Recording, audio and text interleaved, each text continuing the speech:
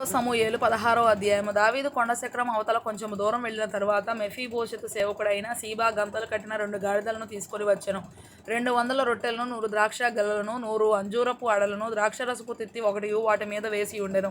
రాజు ఇవి ఎందుకు తెచ్చితివని సీబాను అడగగా, సీబా, గాడిదలు రాజు ఇంటి వారు ఎక్కుటకును, రొట్టెలను అంజూరపు అడలను పనివారు తినుటకును, ద్రాక్షరసము అరణ్యమందు అలసట నొందిన వారు త్రాగుటకును తెచ్చితిననగా, రాజు నీ యజమానుని కుమారుడు ఎక్కడనున్నాడని అడిగెను. అందుకు సీబా, చిత్తగించుము, ఈవేళ ఇశ్రాయేలీయులు తన తండ్రి రాజ్యమును తనకు తిరిగి ఇప్పింతురనుకొని అతడు యెరూషలేములో నిలిచి ఉన్నాడనెను. అందుకు రాజు మెఫీబోషెతునకు కలిగినదంతయు నీదే అని సీబాతో చెప్పగా, సీబా, నా ఏలినవాడా రాజా, నీ దృష్టియందు నేను అనుగ్రహం పొందుదును గాక, నేను నీకు నమస్కారము చేయుచున్నానెను. రాజైన దావీదు బహూరీము దాపునకు వచ్చినప్పుడు సౌలు కుటుంబీకుడగు గెరా కుమారుడైన షిమీ అనునొకడు అచ్చట నుండి బయలుదేరి వచ్చెను. అతడు వెంట వెంట నడుచుచు దావీదును శపించుచు జనులందరూ బలాఢ్యులందరూ దావీదు ఇరుపార్శ్వములనుండగా రాజైన దావీదు మీదను అతని సేవకులందరి మీదను రాళ్లు రువ్వుచూ వచ్చెను. ఈ షిమీ నరహంతకుడా, దుర్మార్గుడా, చీపో, నీ వేల వలనని నీవు వెళ్ళగొట్టిన సౌలు ఇంటి వారి హత్యను యెహోవా నీ మీదికి రప్పించి యెహోవా నీ కుమారుడైన అబ్షాలోము చేతికి రాజ్యమును అప్పగించి ఉన్నాడు. నీవు నరహంతకుడవు గనుకనే నీ మోసములో నీవు చిక్కుబడి ఉన్నావని చెప్పి రాజును శపింపగా, సెరూయా కుమారుడైన అబీషై, ఈ చచ్చిన కుక్క నా ఏలినవాడవును రాజవునగు నిన్ను శపింపనేలా, నీ చిత్తమైతే నేను వారిని చేరబోయి వాని తల ఛేదించి వచ్చేదనెను. అందుకు రాజు, సెరూయా కుమారులారా, మీకును నాకును ఏమి పొందు? వారిని శపింపనీయుడు.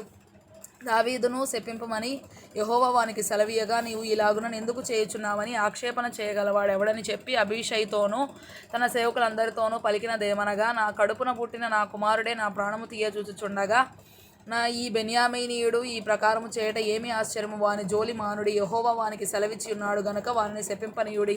యెహోవా నా శ్రమను లక్ష్యపెట్టునేమో, వాడు పలికిన శాపమునకు బదులుగా యెహోవా నాకు మేలు చేయునేమో.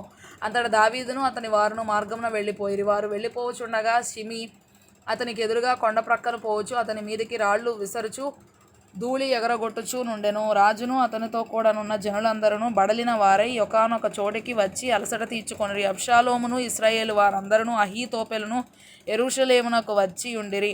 దావీదుతో స్నేహముగానున్న అర్కీయుడైన హూషయ్యను నతడు అబ్షాలోమునొద్దకు వచ్చి అతను దర్శించి, రాజు చిరంజీవి అగునుగాక అని పలకగా, అబ్షాలోము, నీ స్నేహితునికి నీవు చేయి ఉపకారం ఇంతేనా? నీ స్నేహితునితో కూడా నీవు వెళ్ళకపోతివేమని అతను అడగా, హూషై, యెహోవాయును ఈ జనులను ఇశ్రాయేలీలందరూ ఎవని కోరుకొందురో నేను అతని వాడనగుదును, అతని యొద్దనే యుందును, మరియు నేను ఎవనికి సేవ చేయవలెను?